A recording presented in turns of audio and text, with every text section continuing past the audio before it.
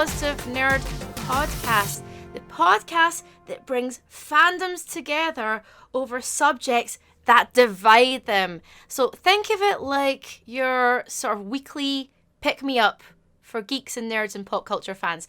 And I'm your host, Claire Lim, and here is my lovely co-host, Liz Jordan. Hello. We need to get an applause sound, Liz. I'm now realising that. Well, yeah, we'll work on it next time. We'll work on the applause sound. So, Liz, the first episode, we basically talked to you, just all about you. It was all about Liz. That's all it was about. It was all about Liz. But we are now about to move on to what we're actually meant to do, which is actually do the podcast. So, here's what we've got coming up tonight. So, we are going to be talking about Watchmen, the HBO series. Okay, so that's first on the agenda. Then we're going to be moving on to Liz's Comic Corner, where we're going to be talking about Archie, number 710, with the introduction of Katie Keene. So whether you're a comic nerd or not, Liz is here to explain all to you. So don't worry, don't be intimidated, don't be frightened. And lastly, we're going to be talking about why people get so angry and up in arms about classic films being remade. We're going to ask, should they get angry? Shouldn't they get angry? Or does everyone just need to calm the F down? So, Liz, we're going to start with Watchmen. Now, full disclosure here, Liz, I have not watched the TV series. You did warn me that this is what you're going to talk about. And I was like, yeah, I'll totally watch that. And then I got stuck into a Narcos black hole, so I'm still there. But tell me about the TV series, because we know there's a Watchmen HBO series, there's the Watchmen film. How does the TV show compare and connect to the comic? I have read the comic. The TV series is set like a good number of years after the original book. I think it's meant to take place in the 90s. And it's basically supposed to be, there's been a passage of time since the events of Watchmen happened, and this is what the world looks like now. Great. In that world. And what are some of the characters from the comic that we know, the Alan Moore comic, and also the film, if you've just watched the film, are they in this as well? So there's a passage of time, but are those characters recurring? Have they come back? Yeah. So the surviving characters from the comic do make appearances. So, you have Silk Spectre, you have Dr. Manhattan, you have Ozymandias, and other characters from the original book. But you also get a bunch of new characters as well. So the whole point of this podcast is to bring fandoms together over their grumblings. Okay, so why did you choose to talk about the Watchmen, the HBO series this week? Okay, I think the reason I thought we should talk about it is one of the reasons is that Damon Lindelof, the showrunner, the series creator, announced this week that he is not looking to do a second series of HBO Watchmen, which basically I was interested in how fans felt about that, because it was such an acclaimed series. People absolutely loved it. And, I wanted to know how people felt about it just ending on the one series. And kind of, carrying that over into how do people feel about, finite series like that in general. Is it upsetting to people that they're not going to get more of this show that they loved? Oh, people are always upset. We know that, Liz. We know that from looking on Twitter. In fact, speaking of Twitter, you have got a couple of tweets that you pulled up here. This first tweet from John Reppion. Why did you choose this one? I'm going to read it out in a second. I chose that because there were two big threads that kind of went around, and this actually has to do with another point I wanted to hit, which is people's feelings about Alan Moore and his feelings about the Watchmen TV series, and any other Watchmen related properties that have come after his story finished. So yeah, people getting worked up online about the fact that Alan Moore doesn't want anything to do with this series. People feeling all the feels, basically. All the feels. Yeah. So John Reppion is Alan Moore's son-in-law. Yes. And he and his wife, Leah Moore, Alan Moore's daughter, both posted these two different threads that kind of like really made the rounds and created a lot of conversation Okay. about why people shouldn't feel it necessary for Alan Moore to like give this his blessing and be on board with it, and why he feels the way he feels. A So lot of people, they're interesting threads, like, and they go on and on. So I would actually like recommend people go and seek those out, because you can just Google them and they both come up. But yeah, John Repian's feeling was like, well, people think that, Alan Moore should check this out because it's so great. Why shouldn't he be on board with it? mhm. It's great. Wouldn't you want him to approve, something that honors his work? And Alan Moore doesn't feel that way. So let's read out that full tweet now. So this is the John Repian tweet, and it's just John Repian at Twitter if you want to go check out the actual tweet. And I can see it's got quite a lot of retweets. Everyone, please stop saying they think Alan Moore would probably actually love the new Watchmen TV series. It's like saying you think someone would really like what their burglars did with the furniture they stole. Their living room looks great, and it's very much his style. So that's the first tweet. And the second tweet I've got here actually from Eamon Jacobs. So you can see that on the screen right now if you're listening on Spotify and iTunes. I'll read it out. So we've got one from Gary Levine or Levin. HBO won't pursue second season of Watchmen after creator bows out. And Eamon says, I'm completely okay with this. Leave it as done. As someone who thought the sequel series felt unnecessary but completely floored me after week, leave it as it is now. Now, there are a few different things going. There's a few different emotions going on here. So there's some people who are going, stop saying what Alan Moore would think that he likes or dislikes. That's number one. Number two, there are people that are going, this shouldn't have been done. And number three, there's, hey, this was actually great. Let's just leave it. No more, please. What are your actual thoughts from watching it? I have watched nearly all of it now.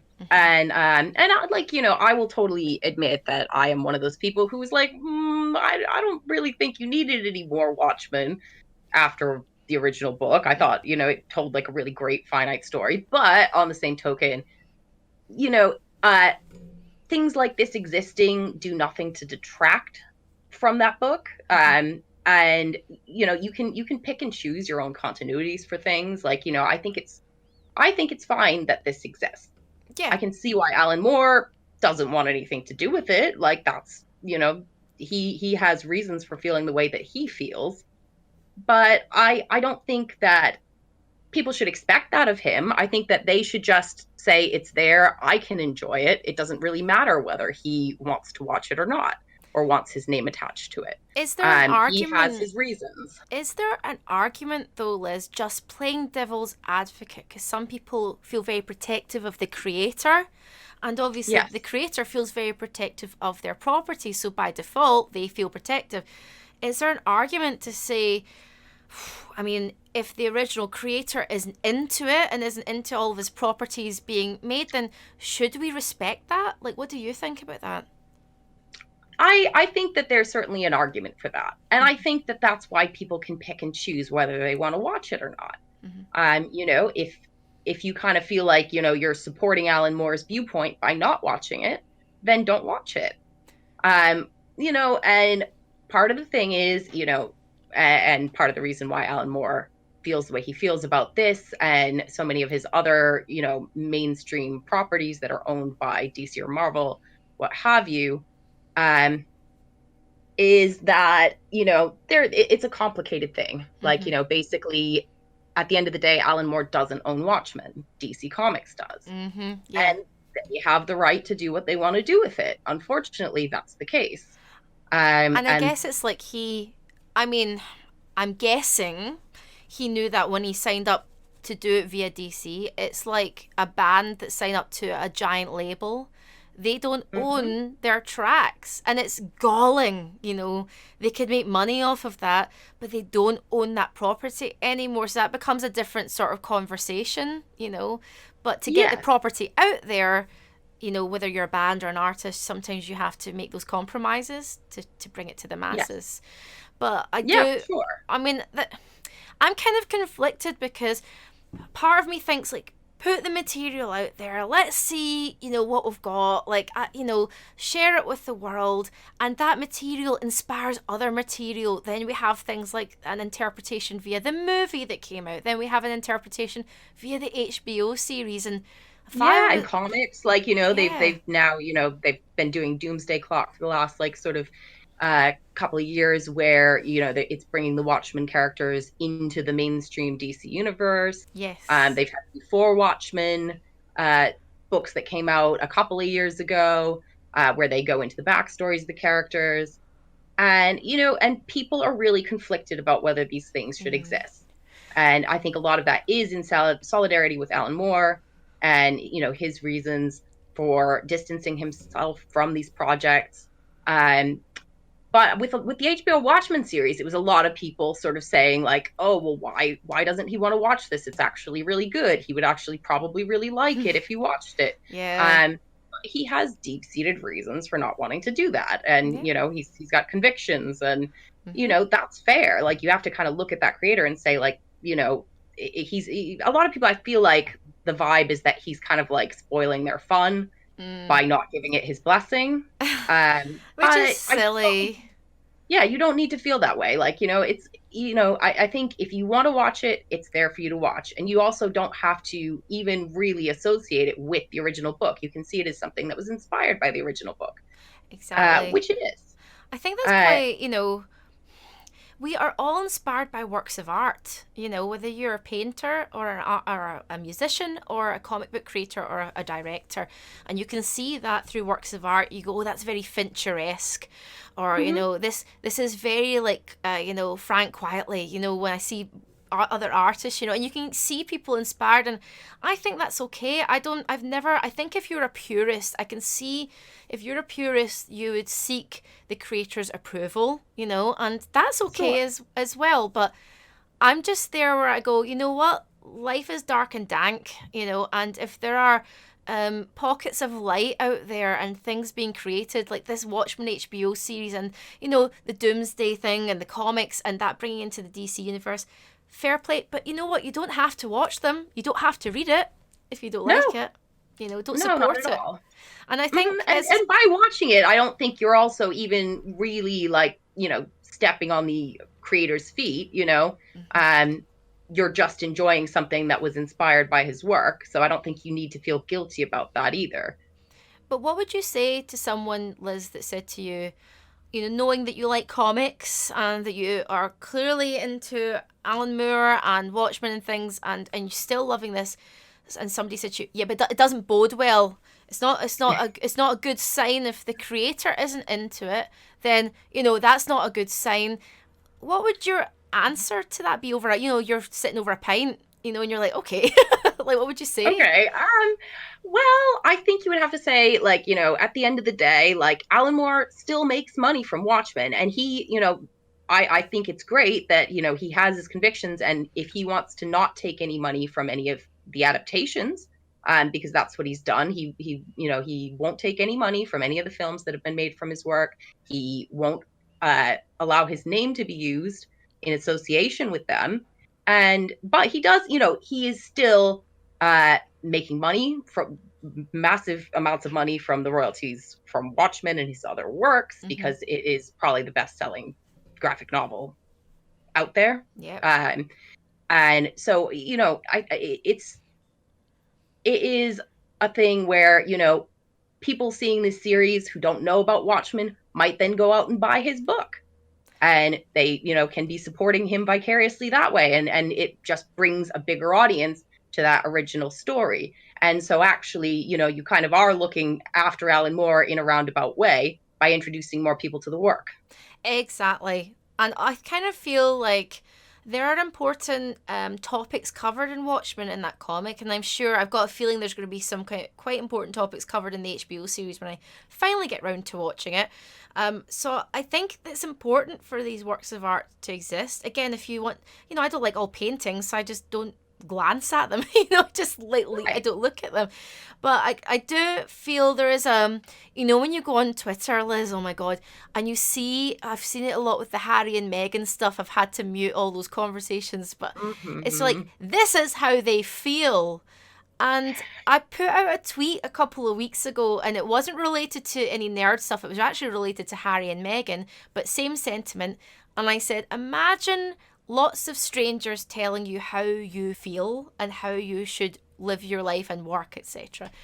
Why Yeah, do people do exactly. that? Why do you think people I feel know. And so. like, yeah, I totally agree. I feel like, like, because people I felt online were just kind of coming down on Alan Moore and saying, like, oh, he's just a grumpy, bitter old man. And like, uh, crazy grandpa Alan Moore, like, won't get with the times.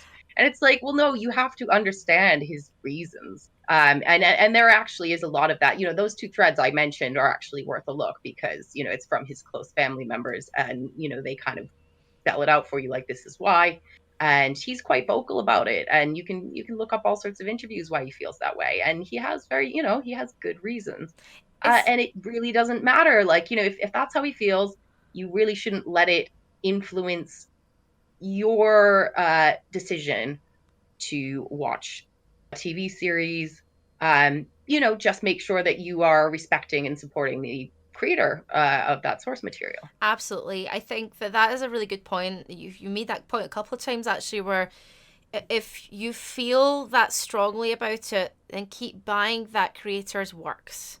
And That's the main thing, I think. I anything that kind of gets more people to read comics and to get to read a book like that and have it maybe really, draw you into reading comics. Because I think, for a lot of people, Watchmen might be the first and, their introduction to comics because it's so well known. yeah. Um, and it certainly doesn't hurt for there to be like an acclaimed HBO series to draw in people who don't know about it. What did you think about the film when the film? Because I remember there were some conversations about the film when that came out. And you know what?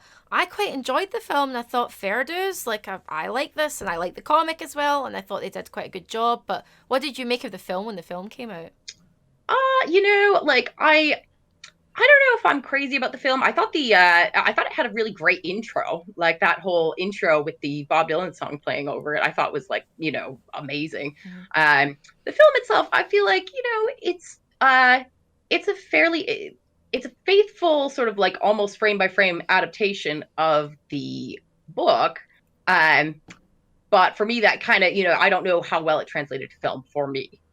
But a lot of people liked it, and it introduced a lot of people to the book. So, Well, that's the I'm thing. okay with it existing. Yeah, so am I. Like, I even feel like with the Watchmen the TV series, there might be a younger generation who do stream things and watch things in a different way that just didn't even know about the film. That didn't even know that that Right. existed. So, Yeah, and I think I'm more interested in things like the TV series because it just takes elements from the original book, but then does its own thing with them and sets it in that world, which I think that's something that's more interesting to me than just like a straight adaptation. so how do you feel? Just to sort of wrap up, because I think we're being very positive actually. Like we're on brand right now. We're totally on brand. We are so positive, you guys. How do you feel then if we just talk about the HBO series because that's where we started, right? Yeah. So how do you feel having watched this and read the tweets and everything online of this just being a standalone one-off series? You know what? Personally, I kind of love that idea, and I think it could apply so well to so many other shows, that I've seen in the last couple of years, where it's like I felt this way, like why not let it sort of wrap up perfectly as like some of these, I can give examples like I haven't seen the second season of it yet. I'm sure it's really great. But for example, like Westworld, like the first season of Ah, Westworld, I felt like yes. it told a really complete story. And I Yes. didn't really need to know anything else after that. I was kind of like, that was Fair. amazing and it was perfect and it wrapped up perfectly. And, I just thought, I don't know if they're going to really be able to top this for me. There So, there isn't I could have been happy with that just being finite. there there And there are other shows like, like there was a 13 Reasons Why. That's like a, Oh sort of yeah. Netflix Yeah. original. And I thought the first season was incredible. And I thought that you really just didn't need any more from it. And they've done two more seasons, to my mind, to like diminishing returns. And, it's kind of like one of those things where, maybe it's better to just leave certain things as, as kind of perfect as they were. And I think a lot of people felt that the Watchmen series was kind of perfect. Well, And weirdly, I thought that people were going to just be going absolutely bananas on Twitter saying, like, how dare you cancel this? But actually, there was a lot of sentiment Okay. from people saying, you know what, actually, we're kind of happy with it just like finishing and just remaining, as is, like, as this perfect thing that's not going to kind of go downhill. I think there's a quality and quantity thing. I think I'd say you're half right with Westworld. In my opinion, I think the second season's good. I'm not going to Which spoil I it haven't for you. seen it. Like, yeah, so I'm, and I kind of have chosen not to watch it yet. I may down the line, It's but like, good. I just felt the first season was so good that I just kind of didn't need any more from it. But I agree with you. I also think if they hadn't made that second season, I would be okay with that. And I'm not really that keen to watch a third one. So there is arguments for and against. I guess it's that way. I always think it's like tinkering away with the art. So there's a few things I think in my head. I think sometimes it's the tinkering away and going, oh, we can do this, do this, do this. But also there's money. So it's also Yeah, like, well, we can continue this. And with the whole Game of right. Thrones thing, and they were like, we're going to make a prequel. I really don't want to see a prequel. I don't care. No. I'm Yeah, done. I don't care. I'm done. Like, she's dead.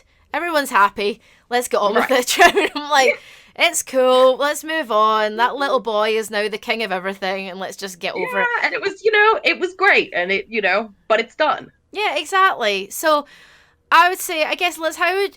So if people are moaning online about, okay, first of all, Watchmen, the TV series only being one thing and not being the same as a comic, what would you say to them to round this up then? Shut up. Right, okay. I would say, yeah, like, be happy that you got this, like, this series that everybody kind of loved, that, that it actually didn't detract from, his work in any way, because it hasn't. If you love Watchmen, this is actually like a really like well crafted, well thought out extension of that. But you also don't have to view it as like, oh no, they've ruined the chronology of Watchmen. Like, it really doesn't have to do that for you. Like, the book exists. If you just want to read the book, you have a perfect story there as well that, that exists completely on its own. So you really don't have to see this as continuity if you don't want to.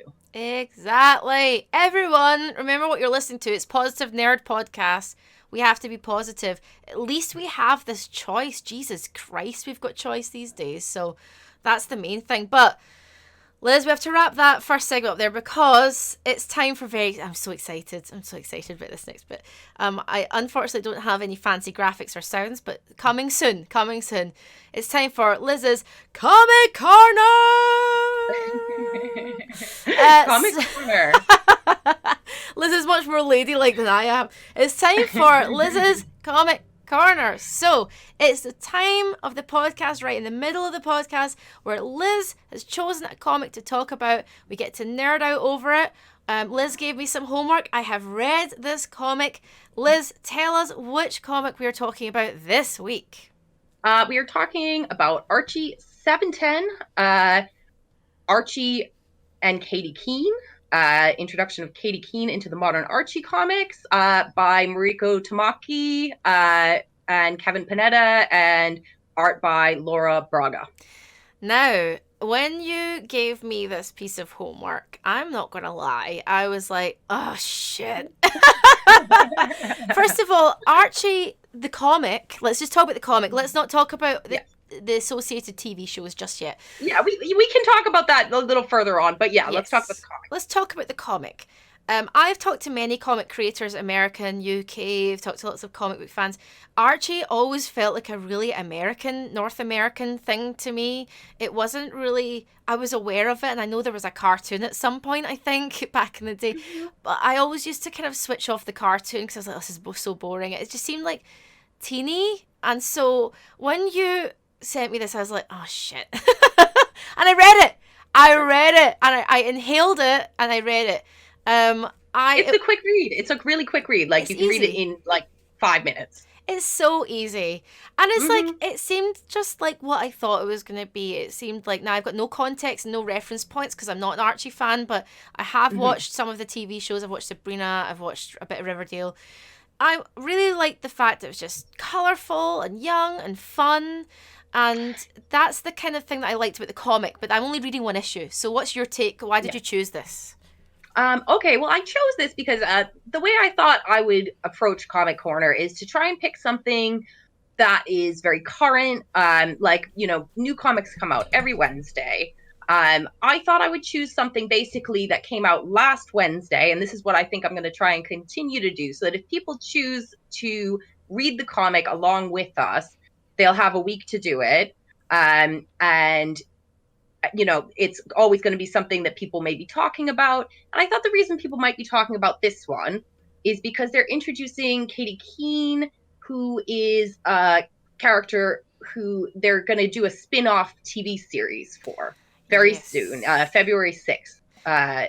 It's going to be coming out, and so I think people will be talking about it. I think it's going to be kind of topical, and I kind of wanted to get to know the character myself, because it's not a character that I'm familiar with either. I'm not a massive Archie comics person. I dip in and out like a little bit. I like to know kind of basically what's going on. I really like the Archie horror comics. Mm-hmm. There's been some amazing Archie horror comics that have come out. Afterlife with Archie and the Chilling Adventures of Sabrina, which the Sabrina TV series is based on. And so, they've got a new show coming out. We're going to meet the character. Why not talk about this? So, tell me a little bit about you. Have you learned a little bit more about Katie Keene now? Yeah, so Katie Keene, she is like many Archie Comics characters. She's been around since the 1940s, 1945, Mm-hmm. and she was kind of basically they're taking something that they are going to contemporize with the TV series, in that she was kind of an entrepreneurial young woman. She was kind of self-made Okay. model, singer, actress. They kind of refer to her as like the queen of the pinups. Right. Was what they would sort of have the tagline on the book as, and it was kind of a neat book. Like back in the day, it was very interactive with its readership, Mm-hmm.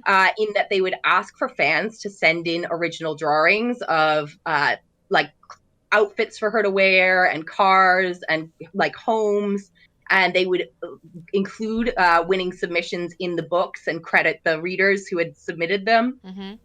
So it was almost kind of like kind of an early form of like zines and stuff like that in a way, Yeah. because it was interactive with its fan base.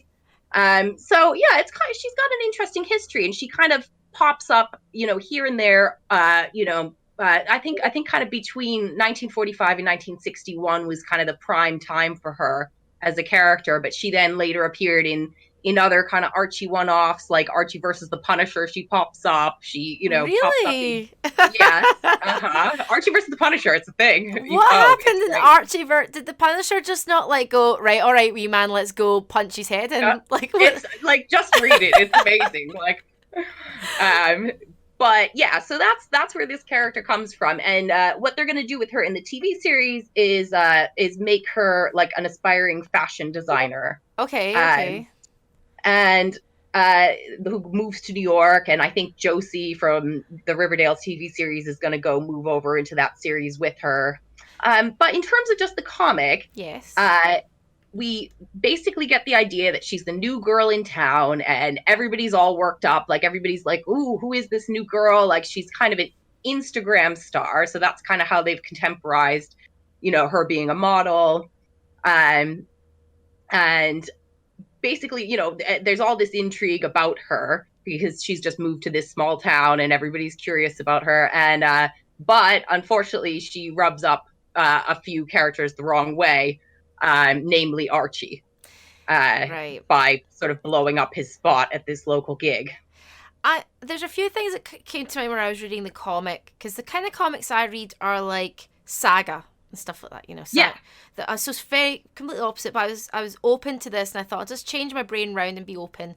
And I was like, this is fine. But I was thinking, even if I was a teenage girl right now, I would still just read yeah. saga.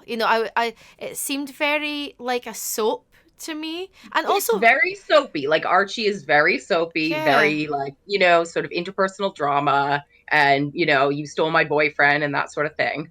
So it's kind of like X-Men without the powers, really, I Oh guess. yeah, So it's kind of, Yeah. I mean, because X-Men is like a big soap because they're all like a dysfunctional family, I Right. guess. Yes. Yes. And like Archie, yeah, it's very soapy. It's very relationship drama. But like as you said, it's got a lot of teen appeal. And Yes, a lot of lots.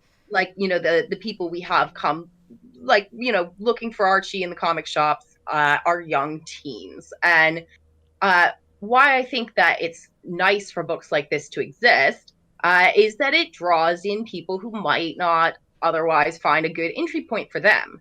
I think Mariko Tamaki and Kevin Panetta, the writers, are both well known for doing YA graphic novels, and that's kind of really in their wheelhouse is doing books for younger readers. Right. And I love that, like, the quality of those books um is at the moment really high. Like, you just have loads of great creators, kind of funneling their talents into YA books and drawing in younger, like, teen readers, like a lot of female readers. And that was kind of the purpose that Archie comics served, like, as far back as, like, my mom was reading them in the 1950s, and she didn't, read comics. She didn't think of herself as even reading comics. She just thought she was reading stories that were, interesting to her.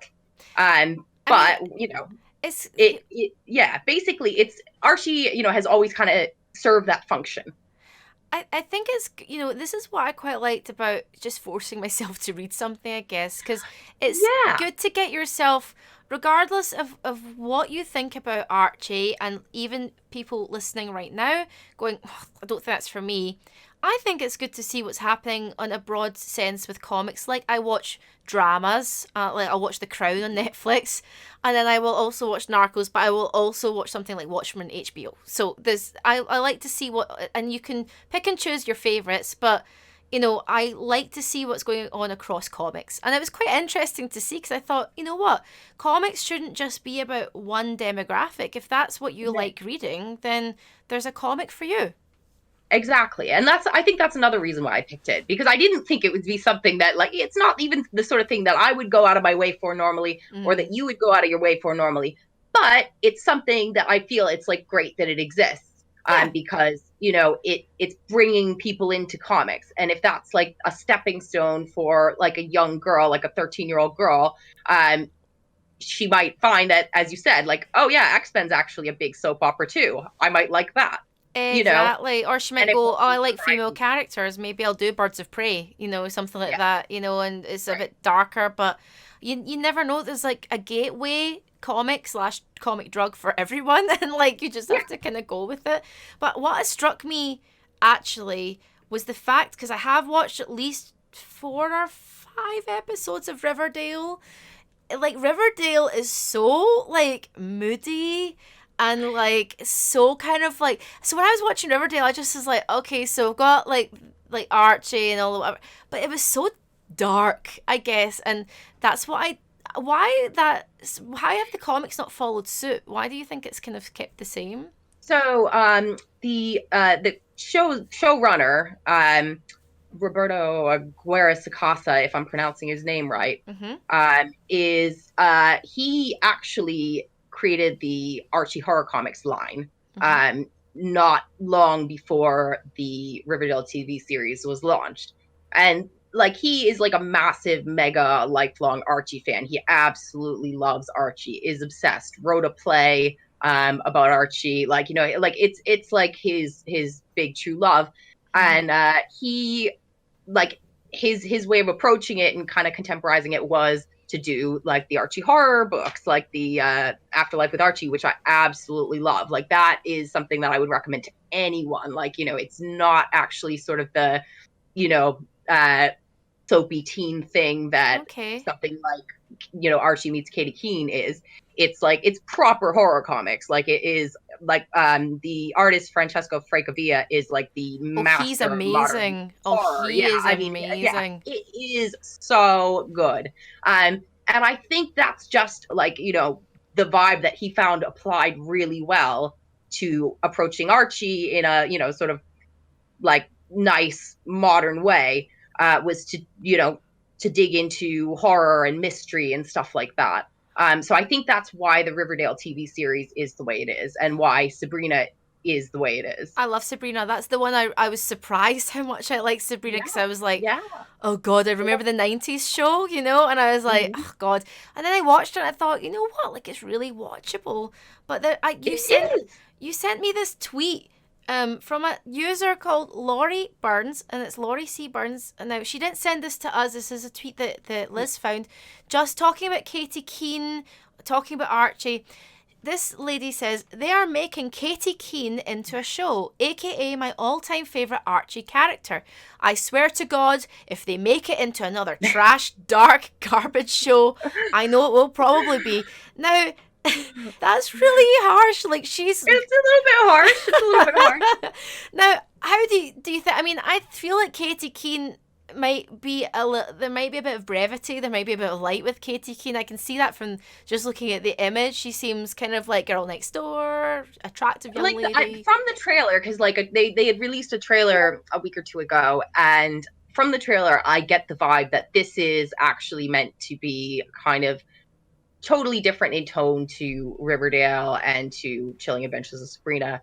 I think that this is going to be the lighter, sort of more like Gossip Girl sort of vibe for Okay. this show. Like, there's nothing to indicate that it's going to be a dark show. Okay, so probably a little bit removed Yeah, from Riverdale. and I think that's going to be intentional. I think, like, because they're doing the other two darker shows, I think Mhm. he wants to show the other side of it. Because, like I said, he is a huge fan of the actual books, and most of the actual source material really isn't dark in tone. So, considering what we said, right? Although we're not natural Archie fans.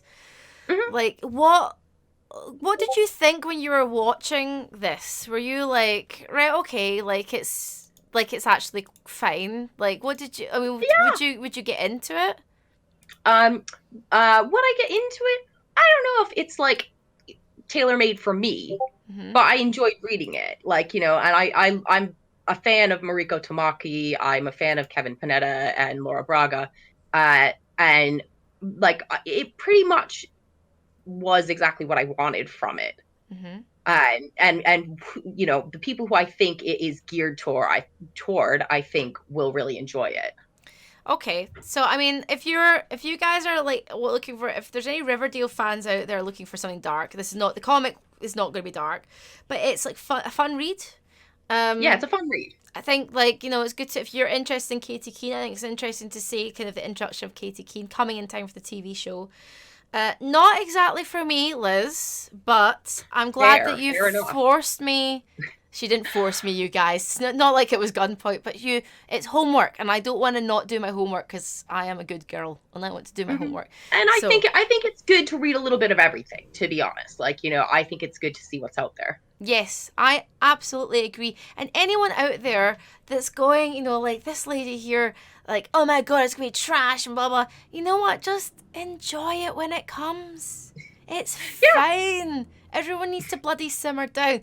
Anyway, we're going to be doing Comic Corner and for every single podcast.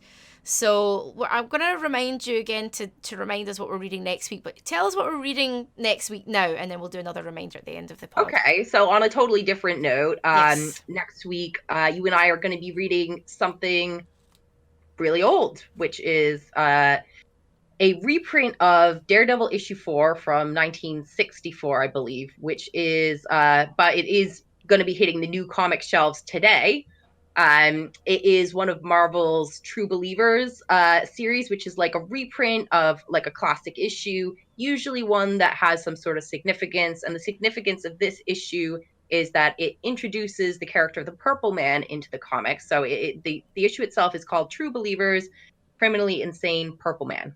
And I've already started reading it, and I'm really enjoying it. So it's like a complete. I love old comics. So this is old comics. Like, it's early Daredevil, very early Daredevil, and I dig that.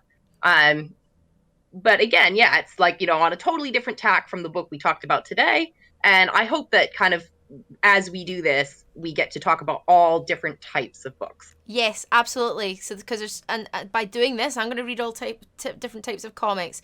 Well, we're going to post if you're watching live on Twitch, if you join the Discord after we're finished, Liz, you'll post on the Discord hopefully, and you can post a link to the comic for next week. And also, we'll post it on Twitter and stuff as well. And we'll remind people who are just listening along on iTunes and Spotify. But we're going to go on to the next topic, which is the last topic of the podcast. Very important topic. Very, very important. Divides all fandoms always.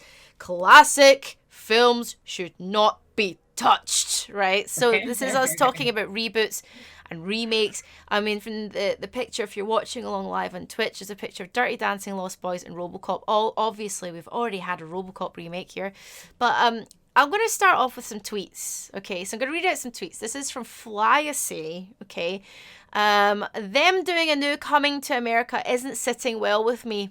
All them classics should be left alone. Make a new film in it. Sorry, I'm not going to try and do a London accent.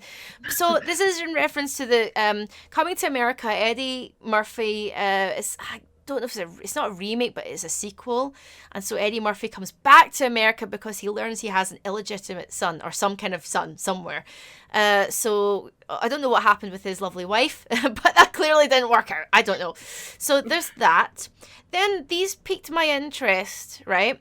And this is about the Witches remake that's coming up. So we have the old Roald Dahl film, sort of the adaptation of Witches. It was back in sort of early 90s, late 80s, early 90s. This lady, Lena D. Sarcast, again, these are tweets I found, not sent directly to us. So, we're getting a remake of Dahl's The Witches and an absolutely unnecessary and unwanted sequel to National Treasure with Nicolas Cage.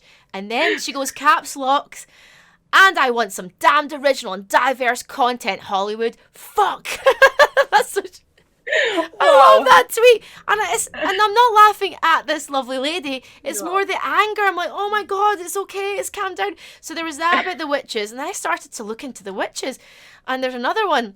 So this one also, what moron thought it'd be a good idea to remake the witches? The first one's perfect. So I'm like, okay. With a gif of the Grand High Witch zapping someone. So this is in reference to the witches. We've got Anne Hathaway who's going to play the Grand High Witch. It's going to be set in America this time, I think in the South. I'm not sure. Don't quote me on that.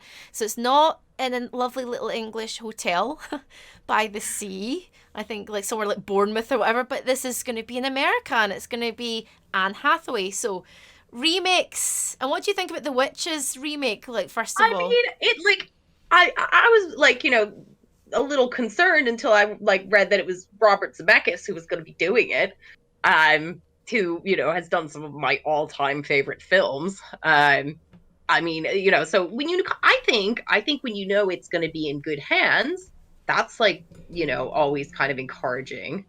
Well, I mean, like this whole kind of like get some original content, Hollywood. Fuck, that kind of tweet. This is absolutely. I think it's fine for everyone to have their opinion, right? But I would say this, there is a lot of original content out there. There actually is already. I mean, there are some really good directors doing really original, amazing things. And you can go on streaming services. They might not necessarily be on the big screen, but there are lots of really interesting films being made. So we do have, I would say, even more choice than what we had before. There's maybe maybe these types of films get more noise and there's more sort of stuff sort of shouted out about them. Like, for example, like if we go back and look at remakes, Liz, right? First thing I'm going to talk about is Three Men and a Cradle, right? Yes. Three Men and a Cradle, which is a French film that came out before Three Men and a Baby, which was the remake for the American audiences, right? Yeah. Someone's... So, sorry, go on. Well, yeah, I actually think that's a great example of a film that probably a lot of people don't even know is a remake. I think people would be surprised how many, sort of Hollywood films are actually remakes of foreign films. Exactly. And a lot of those are, like, films that people really love. 3 Men and a Baby, like, come on, everybody loves that movie.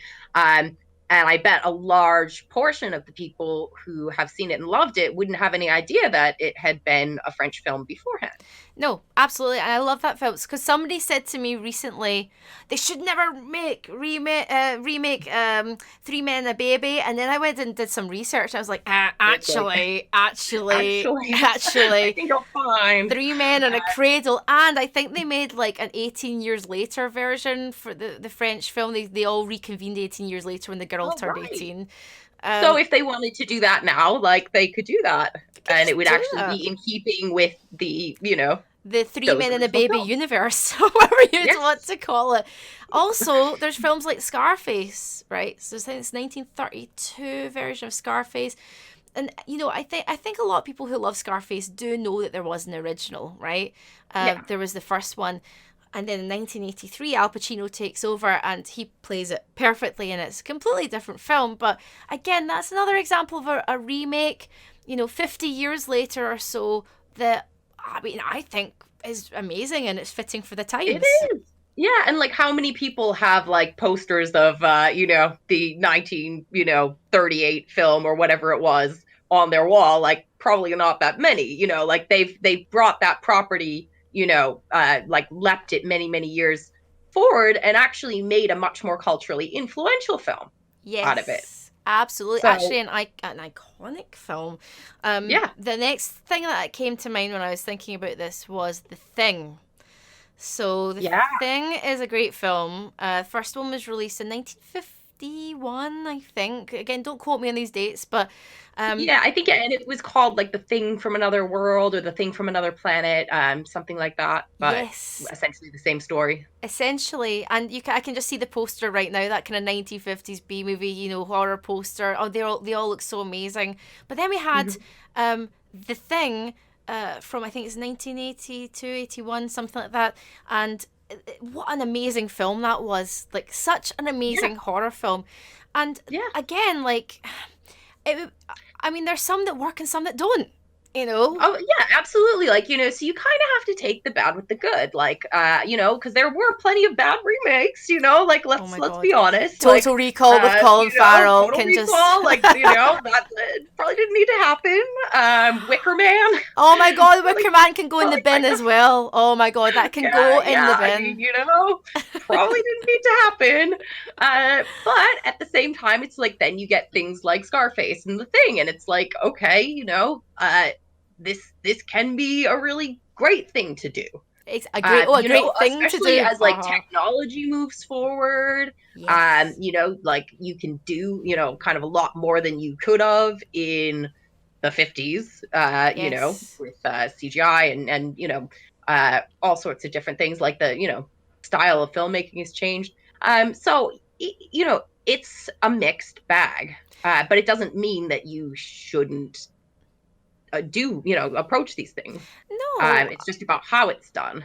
Absolutely. I would say personally, if let's give an example. So I went to the cinema to see the new RoboCop. I came out, I don't know, 6-7 years ago, whenever it came out, and I went to the cinema with Paul because Paul's favorite film is RoboCop, the original. He just loved that film, loves that film, and loves Verhoeven so much.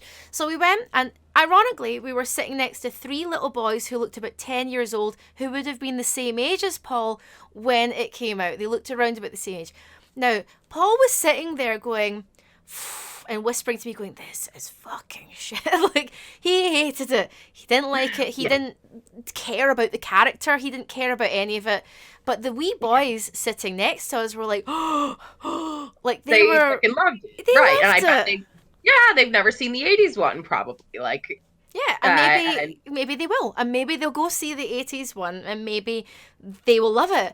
But Paul came out the cinema. Paul's a bit more stuck in his ways than I am, and we came out the cinema, and grumpy old man was like, "That's not really violent though. The original was really violent. I was a wee boy and I was watching the really violent one, and I was like, okay, Paul, like, maybe for them that was quite shocking, the whole reveal of when he is actually mostly robot.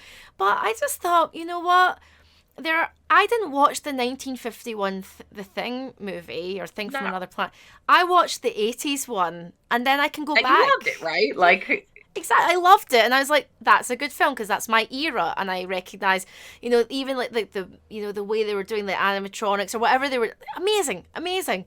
But it's the same for now. Like, with the witches, I don't know how they're gonna do the Grand High Witch, and all don't that know. kind of stuff. I've no idea, but I'm interested to see it. I think Anne Hathaway might play it as a femme fatale. We modernize things for a modern audience, and I Right. think it's okay. But what is your general thought? We're trying to be positive though, but what are your general thoughts Yeah. on remakes? Are you wary when you see them? It really depends what it is. Like sometimes when they announce something, like for example, if they announced they were gonna like remake, beat for beat, something like Back to the Future or something like that, I would probably protest. Because it's like, well, you know what, like that, like So films that just so kind of Liz, you literally wouldn't. nothing changed, like Total Recall, for example. I was like, Oh really? no, I know that was It's quite just like bad. it holds up so well. What's the point? And I'm if trying to it's be positive, Liz, but I don't know if I can be positive about the Total Recall thing. And are you saying to me, Liz, that you wouldn't watch a Back to the Future remake with Jaden Smith? like I might not. It might not be for me. But I do think I'm kind of a fan of the soft reboot. Soft I reboot. actually kind of think that has been like a good approach to take to for example, I don't know how much I loved it, but like the way they approached Blade Runner 2049, Yes. by just Yes. like setting it in the world, um tying it to the original story, maybe having like sort of a baton pass from one of the original characters. I actually think that is a good way to like carry on a property that people love without just kind of boring me with like a play by play remake of something I've already seen. Absolutely. Um, and that's my feeling. I also think that, remaking something that like another generation might not have seen, like with the like with Scarface or Yeah. with the original thing, it's like so many people in the 1980s would never have heard of those films. And so you're like taking the same story, and even if you keep it fairly similar, it's like you're still reintroducing people to something that they may not otherwise discover. So I think if you do it well, then it may be worth doing. I think, Um, Liz, we're just old and maybe we're just seeing things being recycled. And I'm like, I think so. Yeah, I oh think that is the point that I'm at. With like so many of these 80s films, like 80s remakes. no. To me, it's like, really, you're making that again already? Like, but for like people 10, 15 years younger than us, like they may never have heard of the witches, believe it or not. Like they may never have seen the witches, so it's it is a way to introduce a new audience. I think so. I just feel that people are very precious over the things they love, and rightly so. Rightly so. And we grow up. The reason why I think nostalgia is such a big thing these days is because, well, we have the internet to connect us, so we can all talk about it and talk about the things that we loved and connect. Oh my God, arcade games, and oh my God, the 80s and the 90s and the early noughties. But people are right to feel precious about the things they love.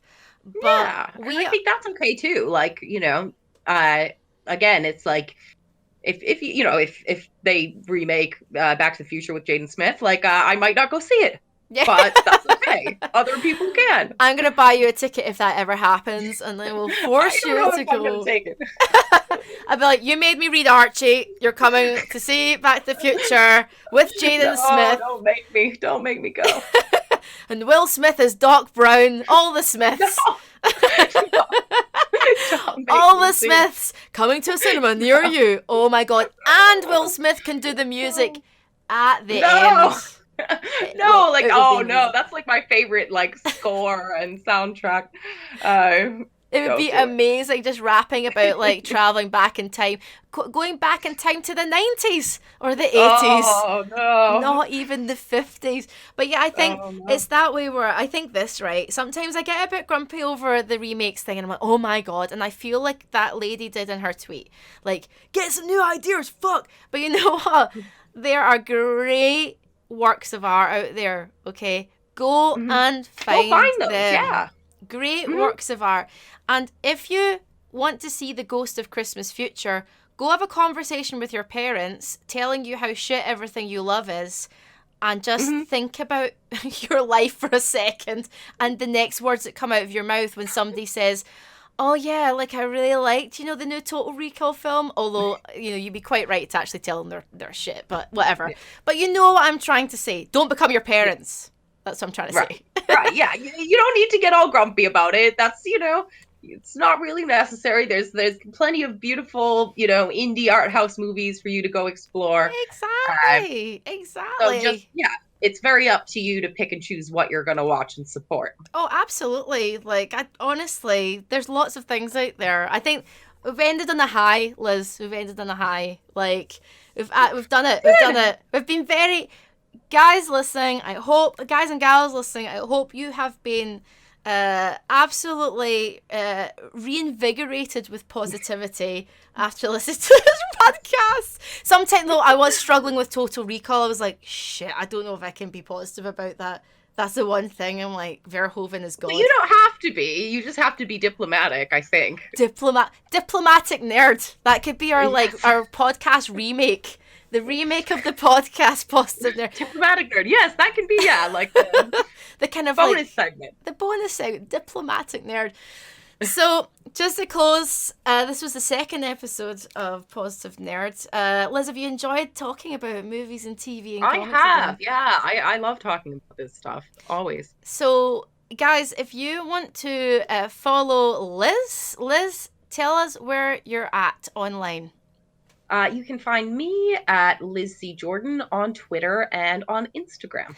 And I am Wee Claire on Twitter, and I am Wee Claire here on Instagram. And make sure that you subscribe to Positive Nerd Podcast, because we need you guys to subscribe so we can keep making nice content for you guys. So it's on iTunes. Search for Positive Nerd. It's on Spotify, Positive Nerd. If you want to watch these back on YouTube, then you can just go to Wee Claire here on YouTube. It's Positive Nerd. Or you can download them via nerdjabber.com, and that's where Liz's other podcast is, The Full Geek. So you need to go check that out as well. So Liz, remind us, we don't know what we're talking about next week just yet. We'll leave that as a surprise. But remind us about that comic again. Where can everyone get that comic, and what's it called? It is called True Believers, Criminally Insane Purple Man. The True Believers books tend to be like $1. Like they're literally there for people, to kind of reel people in to check out older stuff that they might like. So like great price point. You can find it on Comixology. You can find it in your local comic shop for sure. And I'm sure, other bookstores will carry it as well. Right. Okay. So if you want to read along with us next week, then you know where to get it. You know what to get. Liz, thank you very much for being on Positive Nerd again. And thank you. No problem. I will see you next week. And guys, thank you very much for subscribing, for listening along, and for enjoying this. That has been Liz Jordan. I have been Wee Claire, and you have been listening to Positive Nerd Podcast. Bye-bye.